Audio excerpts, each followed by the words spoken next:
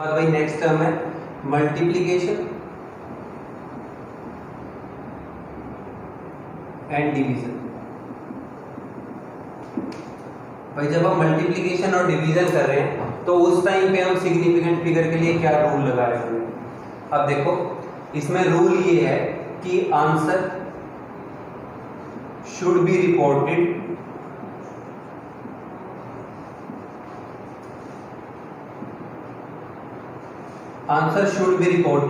Up to, और या आप ये कह सकते हो answer should be reported having same significant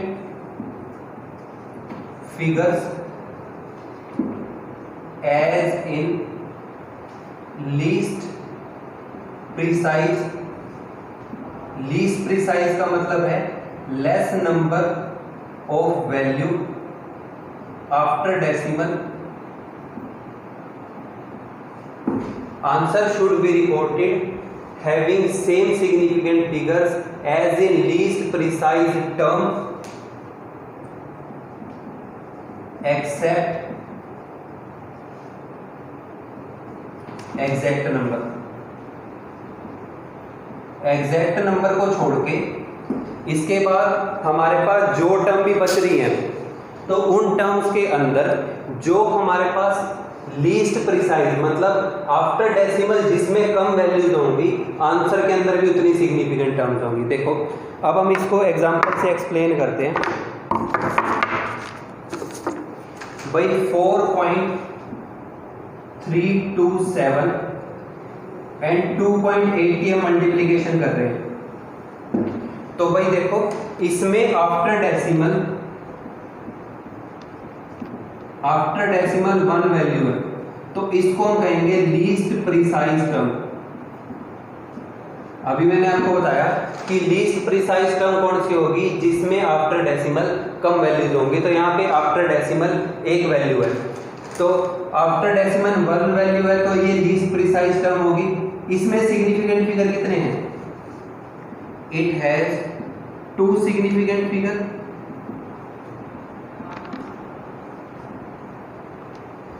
So answer will have only 2 significant figure। भाई देखो हमने रूल भी यही पढ़ा है कि answer should be reported having same significant figures. Answer को वहां तक रिपोर्ट करना है जिसमें सेम सिग्निफिकेंट फिगर होंगी as in least precise term. Least precise term कौन सी है? ये आपने क्या करना है एग्जैक्ट नंबर को छोड़ देना है उसके बाद देखना है। यहाँ एग्जैक्ट नंबर है ही नहीं तो अब इसके बाद इसकी मल्टीप्लिकेशन जो है वो आ रही है 12.1156। लेकिन हमें क्या करना है, हमें आंसर के अंदर कितनी सिग्निफिकेंट फिगर लेके आनी है? 2। तो इसका मतलब है हमें सिर्फ ये 2 वैल्यू चाहिए, इनको हमें क्या करना पड़ेगा? Round of.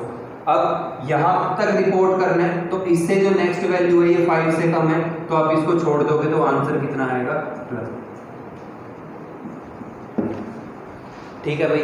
अब देखो इसके बाद नेक्स्ट एग्जांपल है डिवीजन का 0.46 डिवाइडेड बाय 15.734। जब आप इसका डिवीजन करते हो तो आफ्टर डिवीजन जो हमारे पास आंसर आ रहा है 0.02936 एक्चुअल कोशेंट है। बट हमने ये पढ़ा है कि इसमें आफ्टर डेसिमल 2 वैल्यूज हैं, यहाँ 3 है तो ये लीस्ट प्रिसाइज है। अब लीस्ट प्रिसाइज को हमने देखना है। इसमें देखो सिग्निफिकेंट फिगर कितने हैं? 2। Only 2 significant figure. अभी हमने ये पढ़ा कि भाई जो लीस्ट प्रिसाइज टर्म है उसमें जितनी सिग्निफिकेंट फिगर होंगी आंसर के अंदर भी उतनी ही सिग्निफिकेंट फिगर होंगी। तो फिर पॉइंट से पहले वाली जो 0 होती है, नॉन जीरो से पहले जो 0 होती है वो नॉन सिग्निफिकेंट होती है। तो यहाँ पे सिग्निफिकेंट वैल्यू कितनी है? 2। तो आंसर के अंदर भी कितनी होंगी? 2। Answer will have only 2 significant figure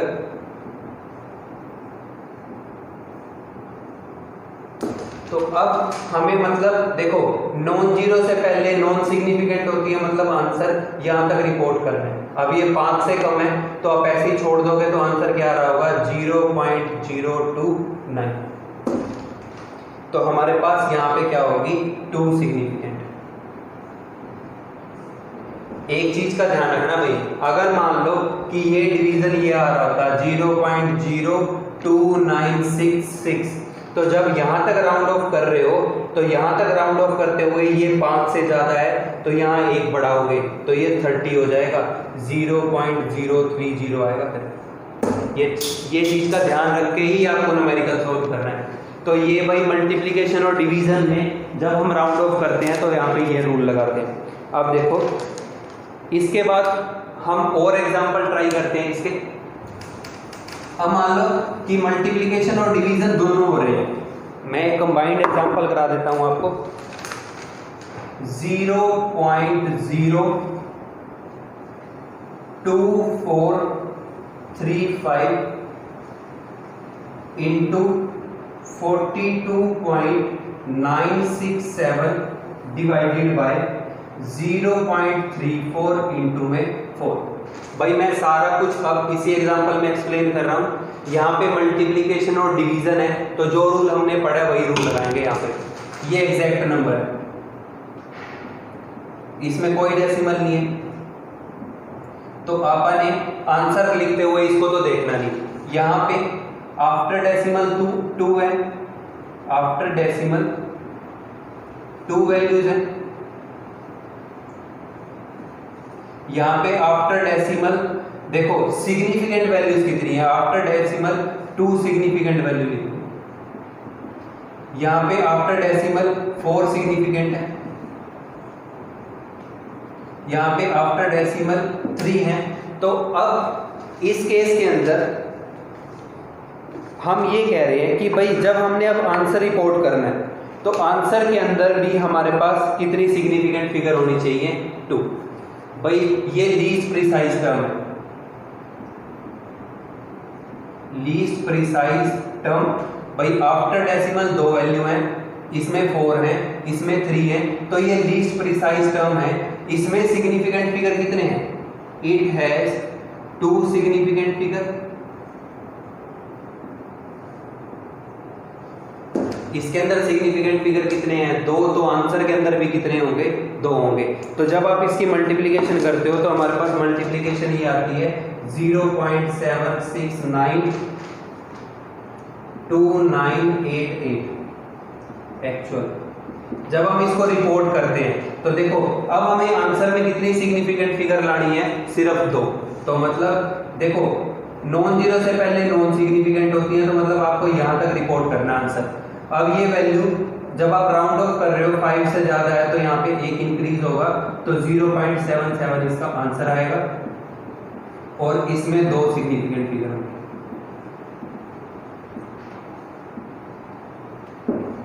तो भाई ये हमारे पास कंसेप्ट हैं सिग्निफिकेंट फिगर के, जहाँ पे हमने मल्टीप्लिकेशन, डिवीजन, एडिशन, सब्ट्रैक्शन सब पढ़ लिया। अब इसके बाद अब देखो हमने इसके कुछ न्यूमेरिकल्स ट्राई करने, तो अब 1 बाय 1 इसके कुछ क्वेश्चंस करते हैं।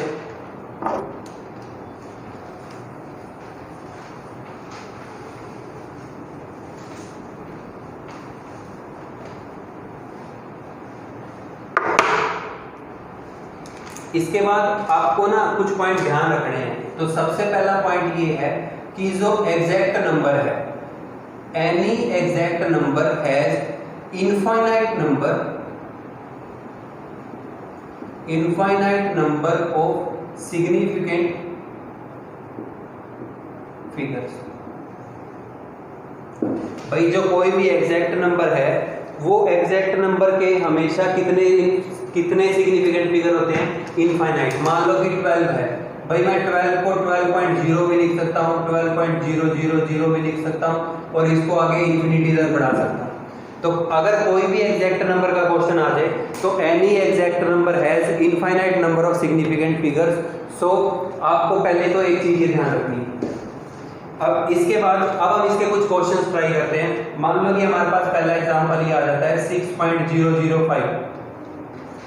तो रूल 1 हमने ये पढ़ा था कि नॉन जीरो टर्म के बीच में जितनी जीरो होती हैं वो सारी की सारी क्या होती हैं, सिग्निफिकेंट। तो अब ये नॉन जीरो, इसकी बीच की सिग्निफिकेंट, तो 1 2 3 4, यहाँ पे सिग्निफिकेंट फिगर कितनी आएंगी भाई, 4।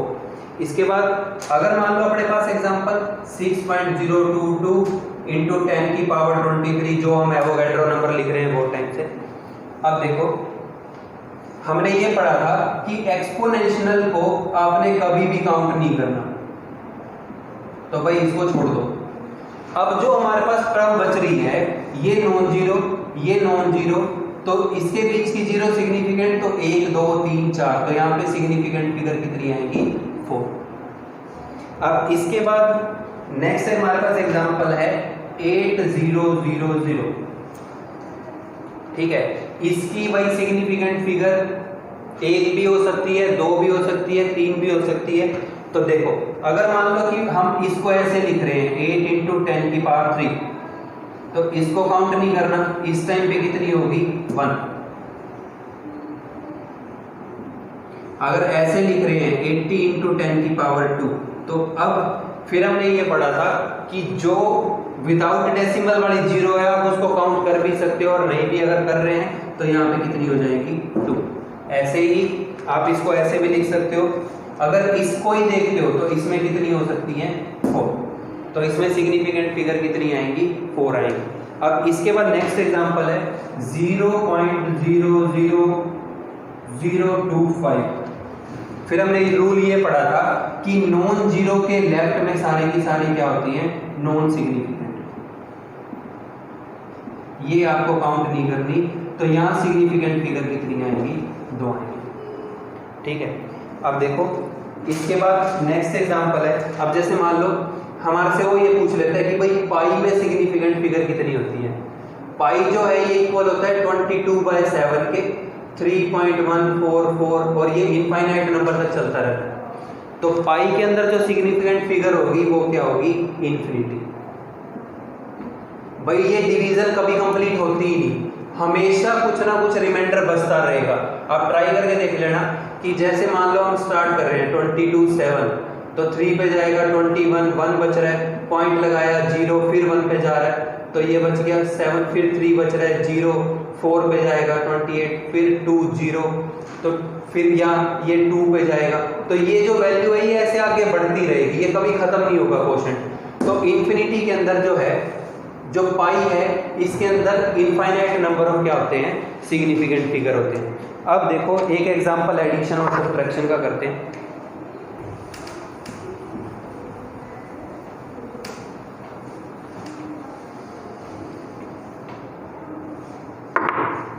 अब मान लो कि हमारे पास ये आ जाता है 18.5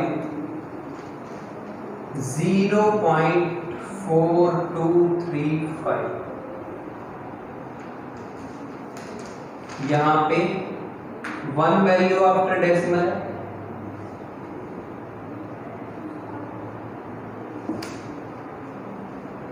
तो आंसर यहां पे कितनी है, 4 वैल्यूज आफ्टर डेसिमल, 4 सिग्निफिकेंट। तो यहां पे 1 है, तो answer will have only 1 value after decimal. तो जब आप इसका एडिशन कर रहे हो तो 18.9235, तो आंसर में डेसिमल के बाद सिर्फ कितनी लिखनी है, 1 वैल्यू, तो मतलब ये रिमूव करनी है। अब ये रिमूवल वाली जो वैल्यू है ये 5 से कम है, तो ऐसे ही हो जाएगी, आंसर कितना आएगा, 8.9। तो यहाँ पे सिग्निफिकेंट फिगर कितनी आएगी, 3। अब देखो 6.345 और 14, मान लो कि इसकी मल्टीप्लिकेशन करनी है।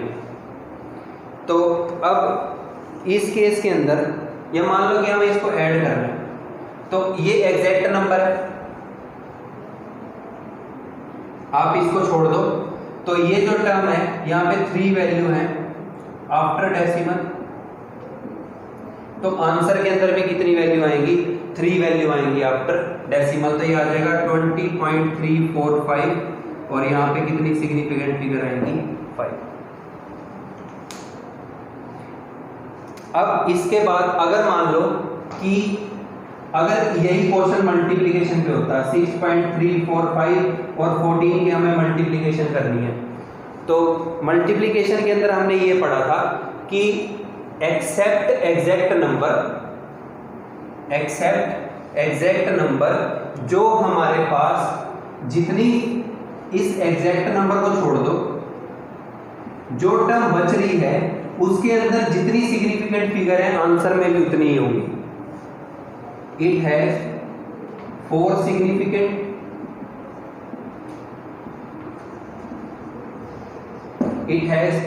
सिग्निफिकेंट फिगर्स, तो आंसर के अंदर भी क्या होगी, answer will have 4 significant figure. देखो एडिशन के अंदर हम एग्जैक्ट नंबर को काउंट करते हैं, तो यहां पे एग्जैक्ट नंबर के अंदर सिग्निफिकेंट फिगर कितनी है, 2 सिग्निफिकेंट। तो एडिशन तो ये आ रहा है 20.345, ये सही है। तो अब आंसर के अंदर क्या होगा, answer will have only 2 significant figure.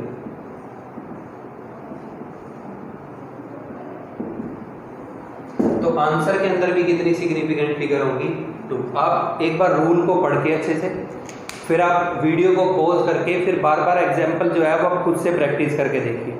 अब देखो अगर हम इसमें, अगर मान लो कि हमें मल्टीप्लिकेशन या डिवीजन या और कोई क्वेश्चन आ जाता है, तो अब मान लो कि वो हमें ये कहते कि डेंसिटी जो है किसी मटेरियल की वो 8.8 ग्राम पर सेंटीमीटर क्यूब है, और वो कह रहा है कि जो वेट है वो है 6.5425 ग्राम। वो कह रहा है कि वॉल्यूम निकालो कितना आएगा। तो हमने ये पढ़ा था भाई कि जो डेंसिटी है वो किसके इक्वल होती है, वेट बाय वॉल्यूम के। तो वॉल्यूम किसके इक्वल आ जाएगा, वेट बाय डेंसिटी के।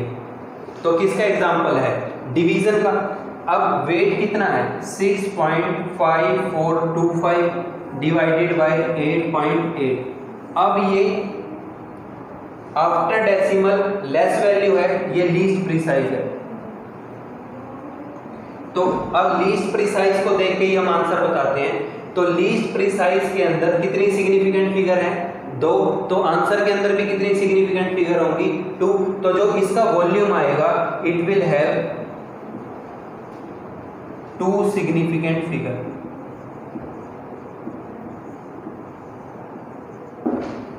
तो आंसर के अंदर जो सिग्निफिकेंट फिगर होगी वो कितनी होगी, 2 होगी। अब भाई आप बाकी क्वेश्चन ट्राई करके देख लेना। Thank you.